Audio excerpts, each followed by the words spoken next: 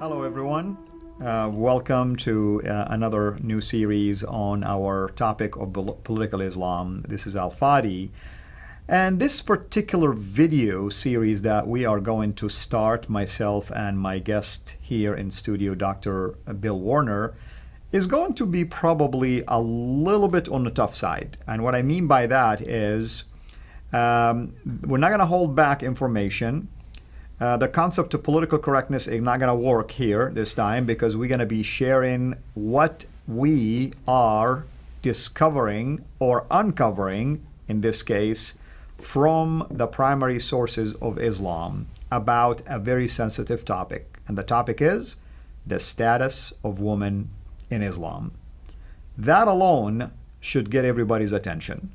And I say this because I have encountered a number of converts to Islam who are women, by the way. And the first thought that comes to my mind is like, do they even know what Islam teaches about women?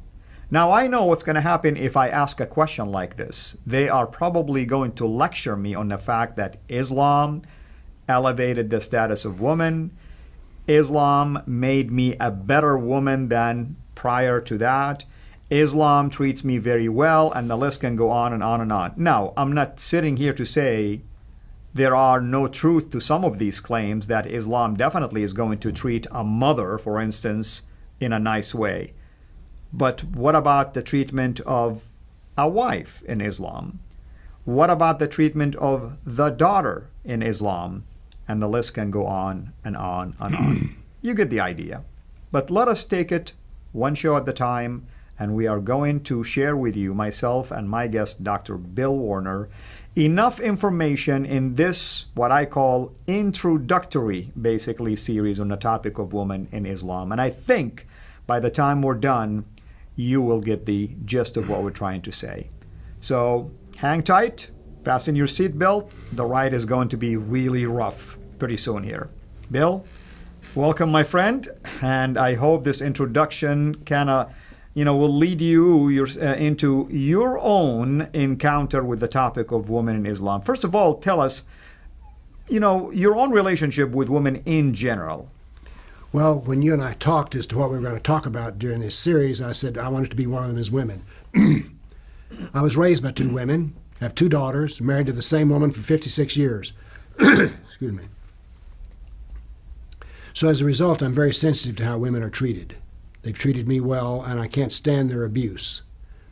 So when I started just reading Islam, one of the things that ran into my head was, it's like, first off, I noticed three different views of women. There's the view of the woman as a mother, in which she is elevated. There's the view of Judgment Day, in which they're equal on Judgment Day. But then the third category is that women are subjugated. And the subjugation bothered me. And by the way, one of the examples of subjugation is this. My wife nursed our children. And yet there's a verse in the Quran which says that I, as a male, am supposed to tell her how long the children should be nursed. I'm like, what? You crazy? Why would I ever tell a woman how long to nurse a baby? And yet there's a verse there. That's what I call it, subjugates the women. So I got interesting, I like to measure things, and so I says, let's take the Quran, let's take the Hadith, and let's pull out every verse that deals with women and every Hadith that deals with women. And let's put them into four piles. One pile is, it doesn't say anything about women at all, they're just there, neither good, bad, or indifferent. Then the other category is women are subjugated, women are equal, and then women are elevated.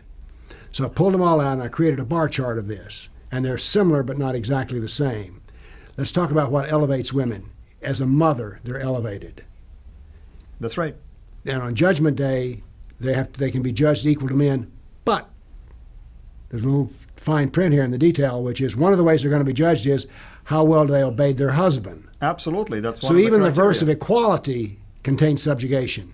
And then the last is just complete subjugation. The most infamous, which we'll have to discuss, is 434. I know which one you're headed to.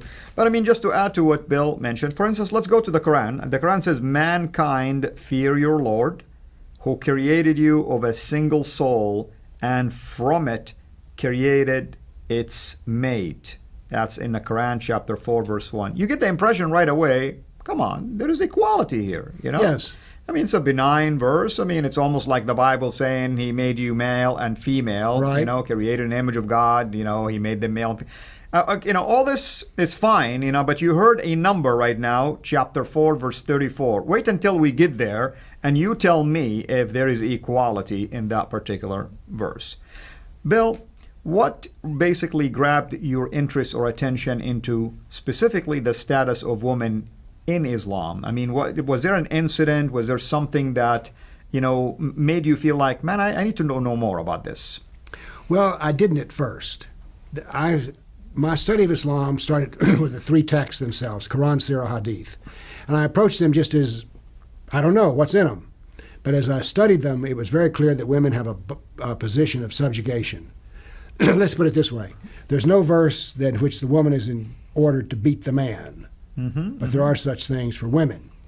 So anyway, I wanted to measure the difference and distinction because, as I say, my personal history is I'm very sensitive to how women are treated. I have daughters, a wife, was raised by a mother and grandmother, and I want to see them treated well. And some of the ways let's put it this way, I would not want the women in my family to be treated as though they were Muslim women. Right.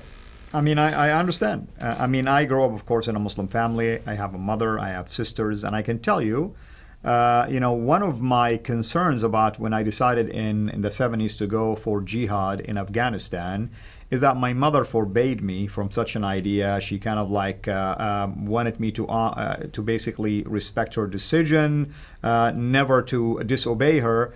And it is my concern about her status because there is a hadith that says, you know, the paradise is under the feet of mother.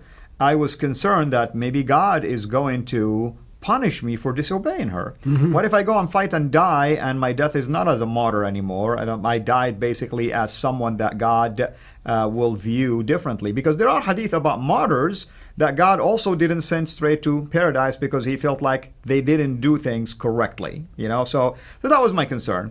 But you look at the woman in Islam as a wife, all of a sudden, I will begin to feel superior naturally. Now, where does that come from? Let me read a verse, for instance, you're familiar with. You mentioned already chapter 4, verse 34. I'm not going to read the whole thing because you know it's damaging. Right. But we are going to read just a portion of it. Men have authority over women because Allah has made the one superior to the other.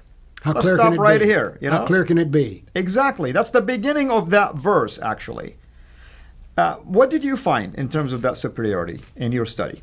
Well, I found that what it says is it's not just this one verse which says it's superior, but it's just ways in which the man can subjugate the woman again and again and again.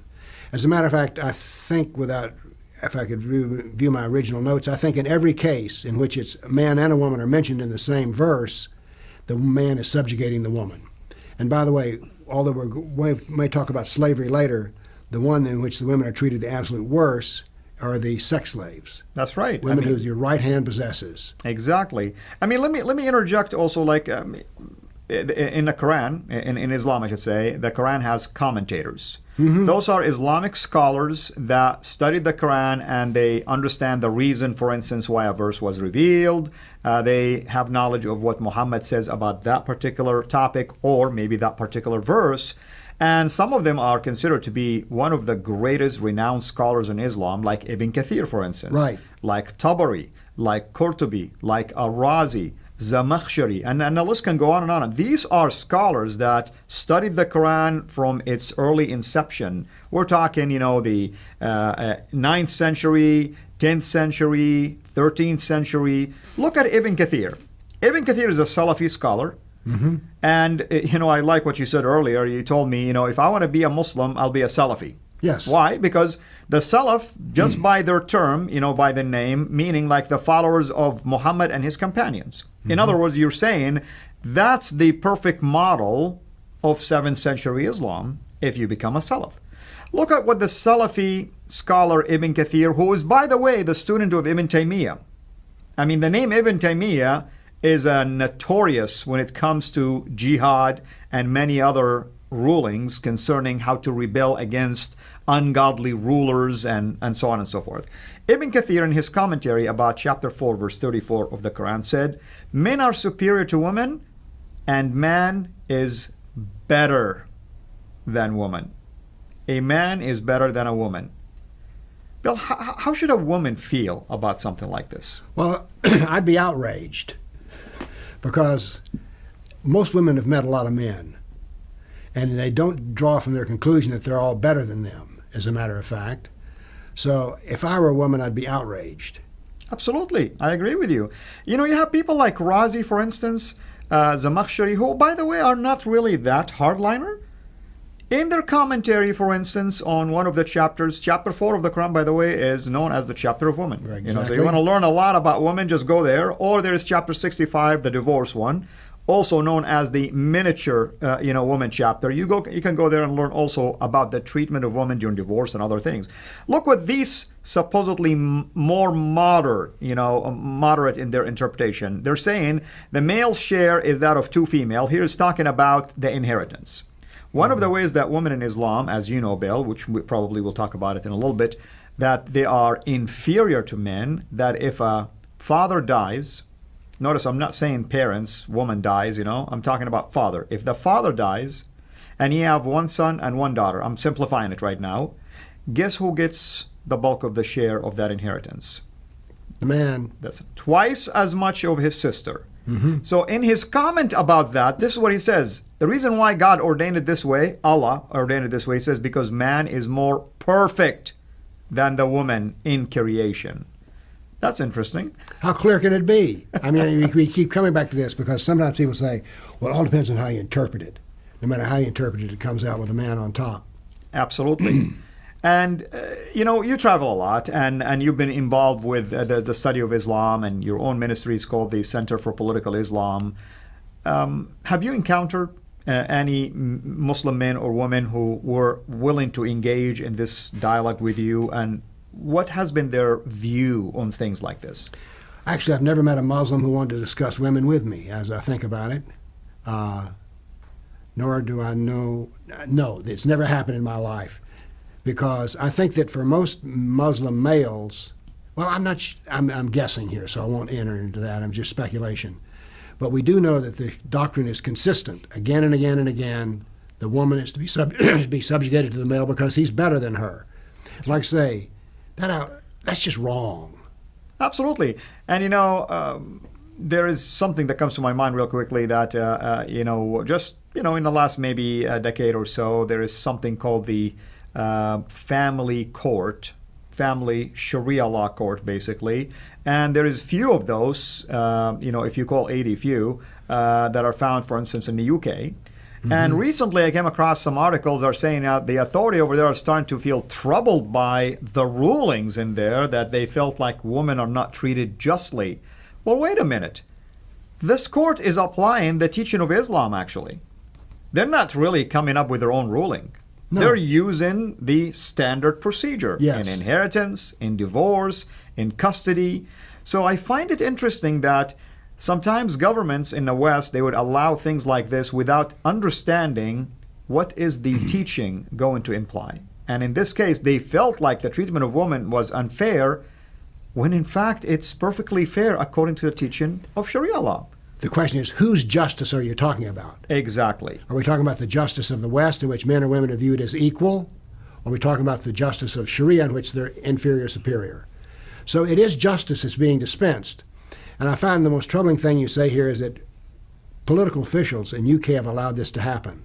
It didn't just happen. In every case, they unlocked the door and opened it and says, come on in. Absolutely. Because we don't want to be Islamophobes, so if you want to have your own courts, well, sure, have your own courts, but they've never read the label of what they're buying. Exactly, and what they're hearing now, they probably began to get some pressure from others who are troubled by, they have maybe a Muslim friend who is a female, and she was complaining about how the ruling was against her.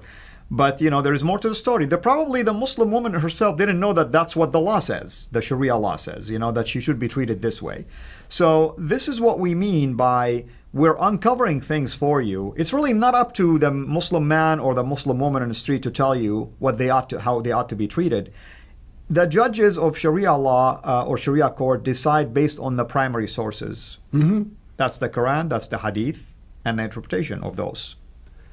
And those don't change. Exactly. So one of the things about Islamic justice is what was just in the year 632 is just today. You consider it timeless, basically. Exactly. As a matter of fact, I heard one comic say that Islam is a time machine which creates the force of putting all civilizations into the year 632. It is. Bringing things back to the 7th century, technically speaking. That is the purpose of Sharia. I mean, look at areas like Afghanistan, if I dare to say that. Mm. The invasion of the Soviets happened in the 70s, late 70s, 1979. The band of brothers that was called the Mujahideen and later evolved into what we know today as Al-Qaeda and alliance with the Taliban and things like that.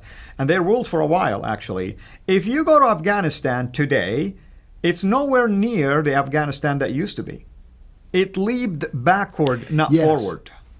It's been around on the internet, but you have pictures of like women in the 30s and 40s in Iran, in Afghanistan, and you couldn't really tell where they were taken from. But now then, you can easily spot, the woman in the burqa, you can't even see her face, she's a Muslim. Yeah. And the Taliban's biggest beef with women is the idea of them going to school and having education. I mean, they're totally anti this. Now, is that equality? Well, it may be inequitable according to what we say, but according to the rules of Islam, it's totally equal. That's right, exactly. And that's what Bill is trying to say. Who's saying what, and where are you getting your opinion from? I know we are emotional human beings, and we think rationally sometimes based on the times we're living. Just because someone lives in the West and they have freedom of choice and freedom of religion, that means nothing under Sharia law. In fact, Sharia law will tell you you are free to live under Islamic law according to what Islamic law dictates. Yes. That's the freedom, Right. You're free to live under our law as long as you abide by it. You're free to be subjugated. Right. That's what we're about. And of course, we covered this earlier, that's what Islam is about, subjugation. Absolutely. Well, Bill, you can tell this is a deep topic, and I think maybe next time we'll venture a little bit more into Chapter 434 and other related matters that deals with women and how they are being treated according to the teaching of Islam in general. Thank you again, everyone, for watching us. Hopefully you'll find this series to be extremely powerful, and helpful to your interactions with female from a Muslim background. Sympathize with them, by the way. You are going to hear some Muslim women say some outrageous things to you. They may tell you, I'm happy with the way Islam treats me. I'm happy with the fact that the God of Islam told me that it's okay to, have this much inheritance, or my husband have this authority over me. So don't be surprised, because in their view, I'm being obedient to the teaching, the divine teaching of my God. And that's why they may share things like this or opinions like this. So hang tight. We'll see you next time. God bless you.